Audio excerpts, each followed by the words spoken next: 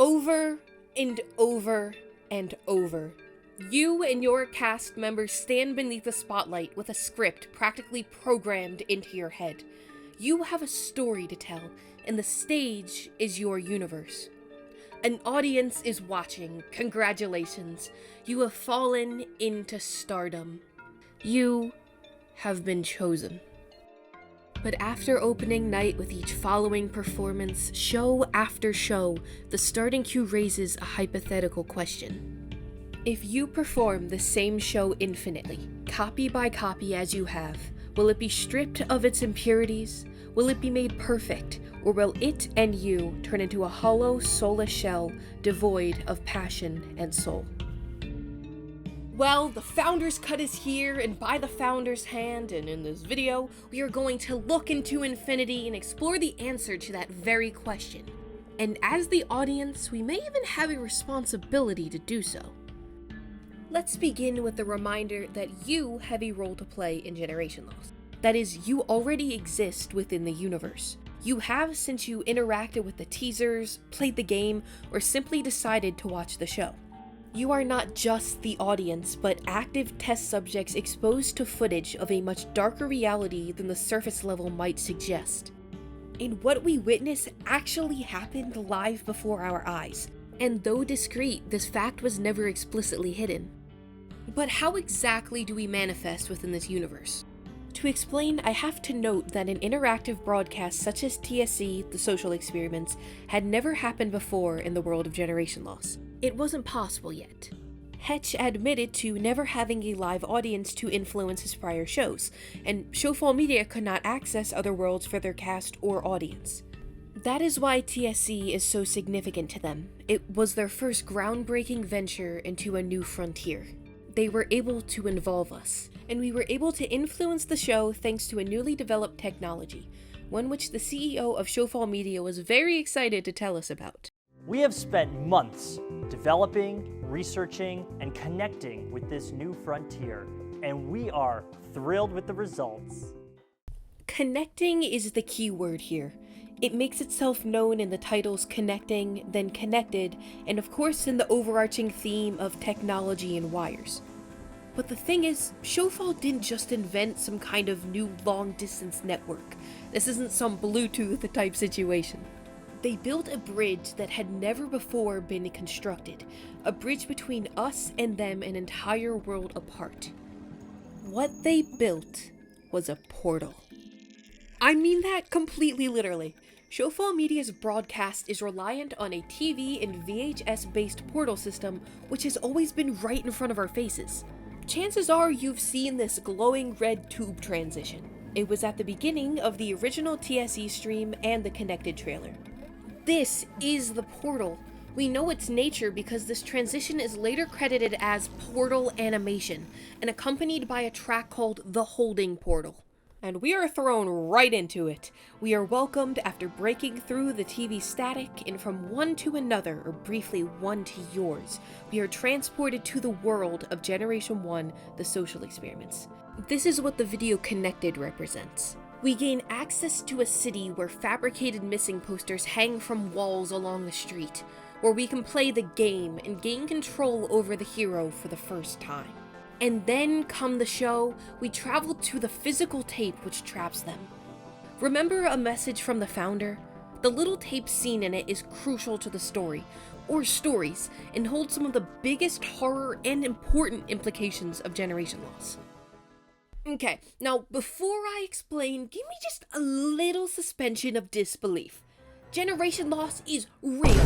Pretend all the cast members in TSC actually died live on stream. They were real people who were kidnapped so their likenesses could be used to draw in an audience. It's crazy, okay? But we're not just dealing with a live stream broadcasted from a mall in New York City. We are dealing with a little pocket dimension that is suspended in a VHS tape, one that we directly connect to through that TV-based portal system.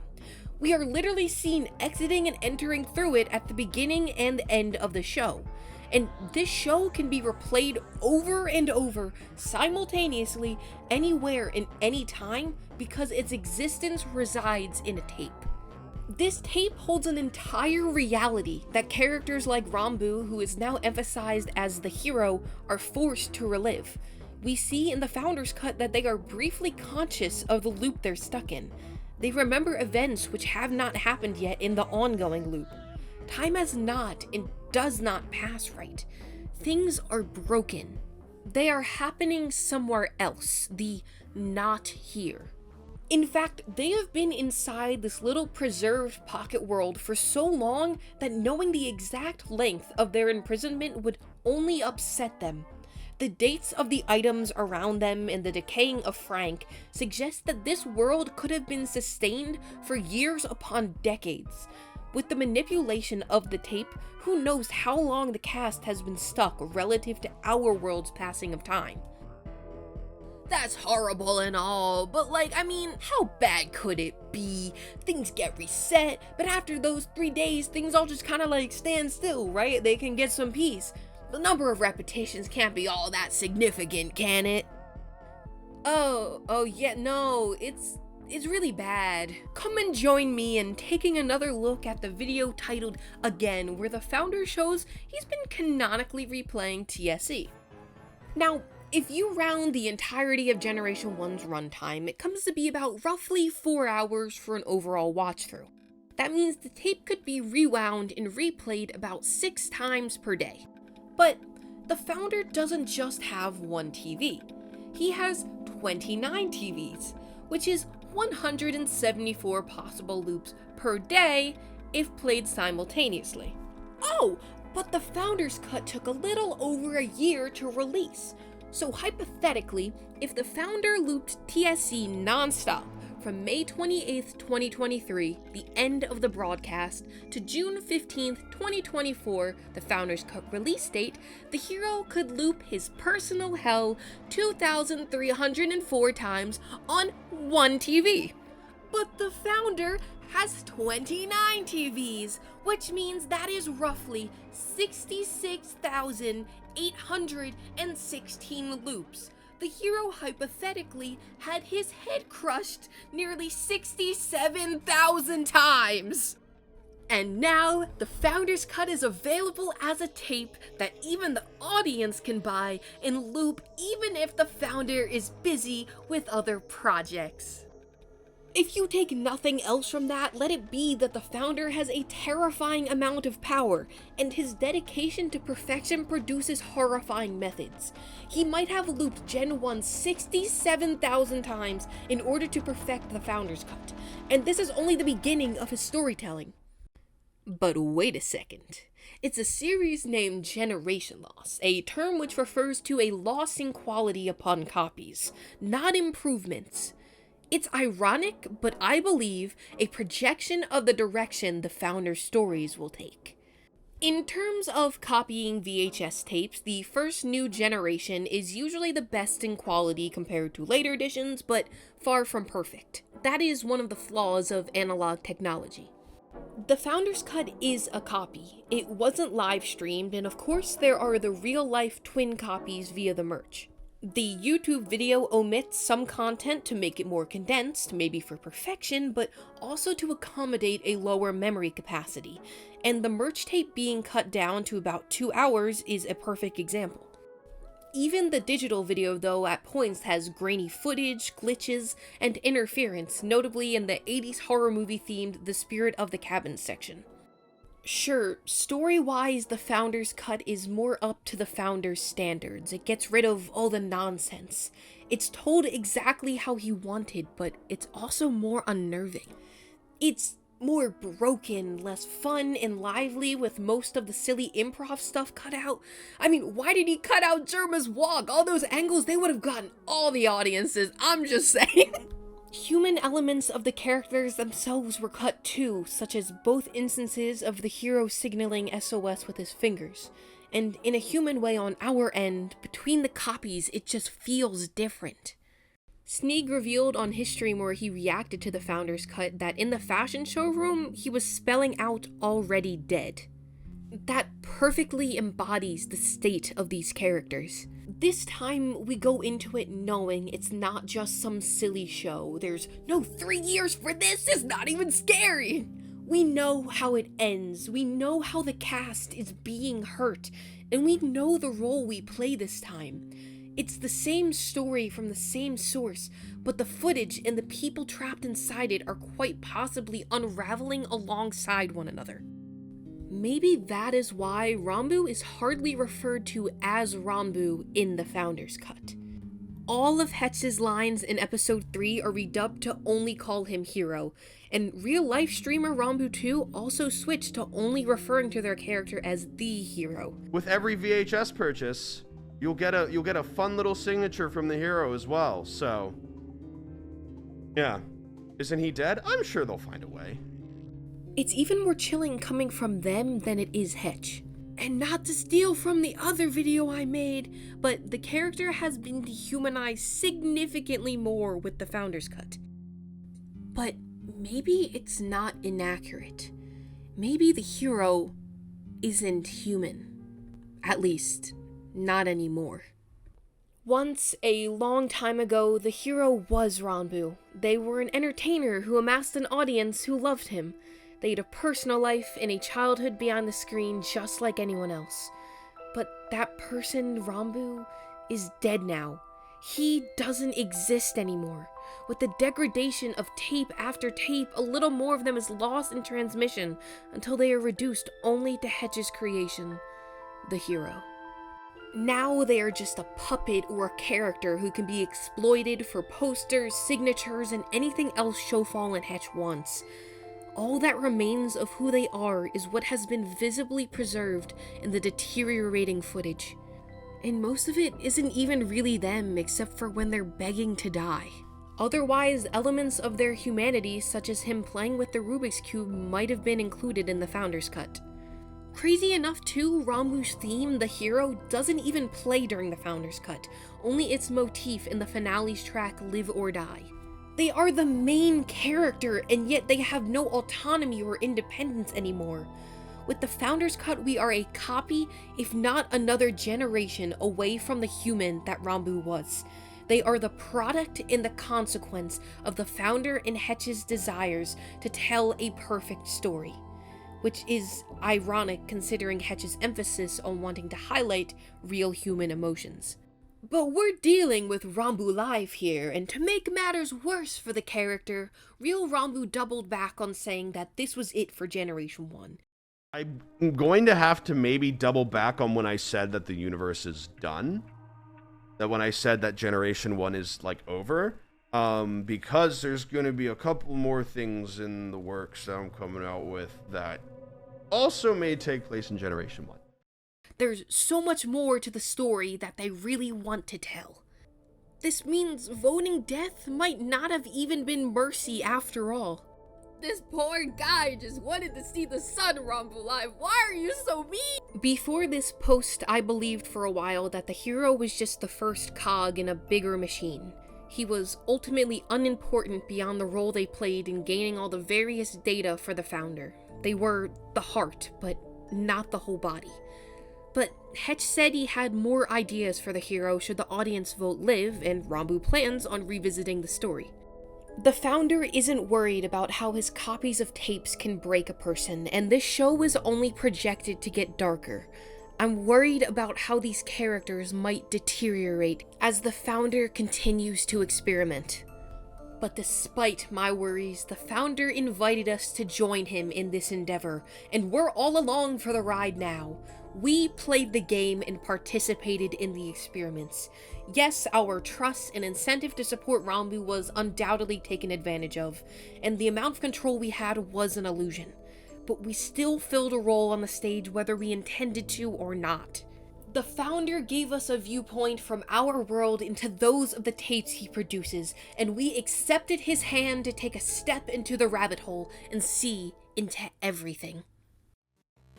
Cool, whatever, but I'm sure you've been wondering at this point. Who the hell is the Founder? He's everywhere. He's in my emails, he's on the website, he's on YouTube, he's on goddamn Twitter. He's been talking to us directly for years. He's a freak! Literally just say who he is! Guys, At this exact moment, I don't think we have quite enough information to determine the little details just yet, but we do have the first big puzzle piece. Ranboo said we're getting more soon, and though I don't know exactly what that entails, we know a lot about the founder's morals, ethics, and all that fun stuff thanks to one of his loyal followers, the Hetch. Again, the hero might maybe still have a role to play in the future of Genloss, but I believe that lore-wise, Hetch might be the most important character to come from Generation 1. In fact, his name is in the very first video of Generation Loss, a video classified as being in Generation 0, T_1. T_1 in a quick recap is a primarily black and white video with a TV screen showing several images and text. Many of the pictures include people with black or red boxes censoring their heads, a common theme between all of the Genloss stuff so far. Many of these people appear in suits, or as teachers or students studying beneath the red iconic Generation Loss symbol. We get the founder's name drop for the first time, and very unnerving vibes. But before any photos, we get a series of commands, each starting with don't. Don't hide, escape, talk, conform, hesitate. Take the first letter of each command, and what does it spell? H-E-T-C-H. Hetch. Hetch is undoubtedly evil. He's a twisted guy. The blueprints of the glasses, hat, and mask suggest as much, if nothing else, about his actions. No friendly dude is going to sew a metal mask into the skull of a 19-year-old. He sounds noticeably more threatening in the Founder's cut too, and Ranboo said that when they were doing the redubs, a lot of the lines were spliced together to give it more of a quote-unquote uncanny sound. Maybe he's breaking a little bit more too, just in a different way. But I want to bring attention to his appearance in the game. Unlike the deceased characters who are marked with the black boxes, Hetch has a red box, and he's the only one. Interestingly enough, only one student in the classroom has a red box as well, and the color is reserved otherwise only for the symbol, and if we're following a pattern with Hetch, antagonistic, important characters. Red is also associated with the text of malicious characters, such as Hetch as he pretends to interrupt the keynote, and the founder threatening "Who are you?" to the unknown individual sending discreet messages in again. Keep this person in mind for later. The fact that the project as a whole is also led by the founder and at times Hetch suggests why the main color scheme is red as well. So by this box color role, it's pretty obvious that Hetch is on the same moral and goal grounds as the founder and any others who may have maybe been inaugurated into the founder's teachings, all of the red assigned people. What I'm getting at with this too, finally, is remember that the founder gave Hetch no longer his purpose, but in the rewrite his mission many years ago. Since time is weird inside the tapes, and Hetch is able to revive people with technology, it's not off the table, nor is it that unusual for him to have been present multiple decades ago. He could have been alive during the time period of black and white photography. He could have been alive during the period of the founder's original teachings.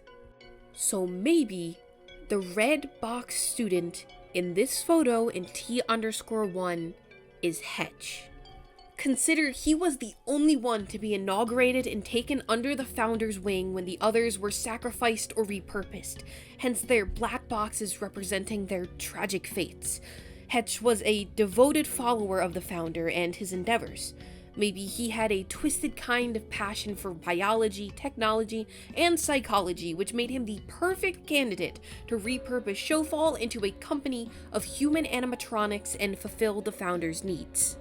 The founder gave him and trusted him with such a mission because he passed the test, and under a pseudonym much like his boss, he adopted the alias Hetch, perhaps the name or the mantra of the very symbol he studied beneath all those years ago. Whoever the founder is, be it this Jay-Z person or someone else, they are Hetch but worse, and instead of only just having control over a single canonically multi-million-dollar company, he aims to gain control over infinity as a concept.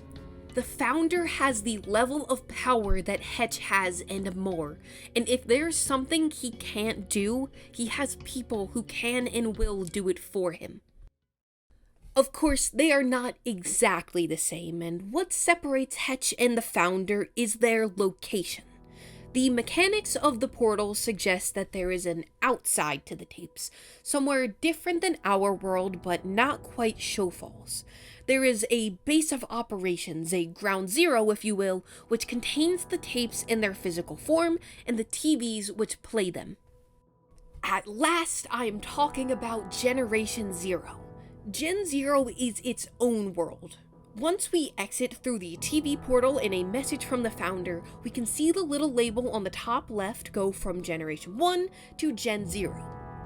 Given the implications of it being labeled by the number 0, it's highly possible that Generation Zero existed before the first tape's creation. It is its place of origin. That would mean that this is the world in which the events seen in T_1 and T_2 presumably took place or operated from, as well as videos like Again and a message from the founder. We see the TVs and tapes from a third-person perspective rather than from within. If the founder is a tangible person, this is probably the place in which he lives. This is also likely where the story of Lost Field, one of the next installments, will take place, and maybe give us more lore on the founder and all of the big world-building foundations we don't have just yet. But what we do know is that it is the nature of Generation Zero's world which allows the founder to connect to us and every other world through the portals he and Hetch have been using. The social experiments is of course Generation 1, and it was placed on a shelf besides dozens of unmarked tapes. Each of these will be their own Generation 2, 3, etc., with their own little pocket dimension stories.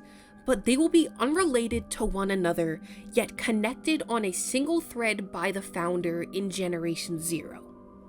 And as the founder learns from the data of Generation 1 and builds on his mistakes, it's likely that the tapes will get increasingly darker and more scary content-wise as he learns how to more effectively push the limits. And just like an error in transcoding data between VHS tape copies, the characters of these stories will be at war with the destructive nature of infinity on something so fragile. Maybe the content too will literally be more distorted and require piecing it back together. As things continue to devolve more and more, maybe we will grow further from that first natural recording. And finally, on that subject, beyond the tapes is Chronicle Zero. Rather than a tape, it takes place in a journal. It seems to be in the same world as Gen Zero, if not closely related, so I consider it a narrative which branches off of Gen Zero. It serves theoretically as an origin story if we were to enter speculation territory. And if you aren't familiar with Chronicle Zero, you might have actually gotten a taste of it if you watched until the end of the Founder's Cut. The conversation at the end was actually part of Chronicle Zero, and it was the first video content we've gotten so far. Prior to that, though, Chronicle was originally hosted via Twitter in July of 2023 through journal-style text entries and polls. Much like TSC, we were somehow connected to this story. Note that the day and months which accompany each entry aligned with the real-life calendar, but not the year. Chronicle follows a presumed high school student sometime around the 1980s or 90s, who we now know to be named Zero Rhodes. Zero experienced a traumatic event and was suggested by her therapist or psychologist Mary to document her thoughts in a journal. She is somewhat distrusting and very unhappy at her analog tech job, but finds support through her close friend Jay. However, after Zero begins to experience vivid and scary dreams, she utilizes her journal as an outlet to describe them. Her dreams got increasingly worse, and we seem to have a role to play in that. We had access to several polls which were able to influence her dreams. Sometimes we were just turning on the car radio and blasting a distorted version of Happy Birthday as if we were a radio frequency. Other times we were a disembodied opinion encouraging her to run in a nightmare about being chased through a hospital. The last entry from Zero before a hiatus and eventually the cassette tape clip stands out to me. Zero mentions a wreck, perhaps the traumatic experience she went through. Maybe news that she caused a car accident got around the school and got her some pretty negative attention. Maybe the intense distress of her dreams, piling on to the existing stressors in her life, could have explained on a story level why she stopped writing or why she didn't want to.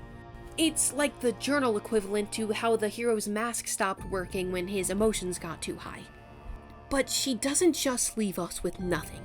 She also mentions in her last dream that she saw a strange symbol etched into a tree. A symbol which could very well be the same as the kill switch button the hero runs for, that which is emphasized in red in T_1, and that which represents the founder. The logo did switch fonts after Generation 1 to mark Generation 0's beginning, so maybe this new variation was the one that she saw. It's especially interesting too that J and Z are the initials of these two characters, J and Zero. And those are the same on this person's name tag in T_1. I don't think it's a coincidence. Zero has to have some link to the developmental days of the founder's experiments and project. She was there maybe from day 0, with no roads out. I mean, Zero's dreams and our influence on them are eerily similar to our influence on the social experiments. The fact Zero woke up screaming because of her dreams and later returned to Mary for a session suggests there is a clear level of severity. Except there's no TVs, only a journal. Zero perhaps is the patient Zero who will lead to the development of this connective technology. Maybe she is the original inspiration of the founder. Her name is literally Zero Roads, which is quite literally synonymous with no exit or escape, and that lines up with the hero pretty well. If she wasn't one of the first subjects in the founder's experimental project, then maybe she or Jay has direct ties to the founder, either being referred through by Mary or maybe a partnership, maybe even being related. And the brain imagery between Hetch and the Gen Zero teaser so far does present a theme of psychology and biology, so Zero seeing a psychologist does fit into the mix. I can't say exactly how just yet, but I am confident that she is going to play a big role in learning more about how these connections or portals work, and the basis of the founder's projects, studies, and teachings, and the origins of it all. Her story is being told for a reason. Though I don't believe she has any direct correlation with Generation 1, her story will indirectly teach us more about the fate of those who get wrapped up in the founder's stories. She will share the spotlight in that regard. There is no limitation to where or when the stories can take place, or what can be preserved indefinitely inside of a tape. And there's no limit to how Ranboo Live will bully their OCs and kill them off, even if they're my headcanon sapphic daughter Zero Roads. I guess I'll forgive them though, it's fine. I totally want to make another video when the new Chronicle Zero and Gen Zero stuff is out. I don't even say that for attention, I'm just insane and can't wait to try to put more things together. We have the foundations and I am so excited to see what is built on top. Besides, in a super meta story where we are canonical guinea pigs, knowledge is our greatest weapon against this. And characters like the hero will never be free to rest so long as the tapes exist. There is genuinely no other way out for them. They are locked behind portals and evil dudes who are not satisfied by the Ranboo VODs channel. We have been told since the very beginning to find and kill the founder if we want to put an end to this. We need to find the answers to expose him because he has to be stopped. As of right now, we are the only ones beside Hetch and the founder who are looking in from the outside. We will be able to see each piece set side by side and see the full picture. Something which means we will play a consistent role in being those who must discover and deconstruct the founder's plans. I wonder if the voice interfering in again that I briefly mentioned might have a part to play in his downfall. I think we should keep an eye on any clues or future appearances from them. I know that will be in my mental notes. Maybe they're another misleading villain like Hetch, but I don't know. I have some faith in this mysterious person. Their text isn't red, but a transparent white, and please contact me seems like a good partnership waiting to happen. especially when we've got a VHS tape ARG on our hands. But until the fandom is next fed, as the founder says in our reward video, this is our experiment now. Communication is key, and we will need each other. I would love to hear any and all theories in the comments if you're up to sharing. This video couldn't exist without discussing and theorizing with so many wonderful people in the community. The more minds, the better in solving this stuff, and chances are by next year I'll be completely off with all of this and debunk my own video, but it's fun to throw ideas at a wall and see what sticks, so I encourage you to do the same. And when in doubt, just make a sick as hell AU out of it. On that note, thank you to all of the artists who allowed me to feature their art in this video. Make sure you guys go and check all of them out. And finally, to close this video, I do want to give out one more general reminder for anyone who needs it, since this show has a major derealization warning. You watching the show doesn't actually hurt anyone. You don't need to feel guilty for anything, and everyone is safe. It's all a fictional story taking place in videos, and you supporting and engaging with the show helps Ranboo pursue their passion project and make more cool stuff. You are all good. Thank you for stopping by, and remember to take care of yourselves. I will see you next time.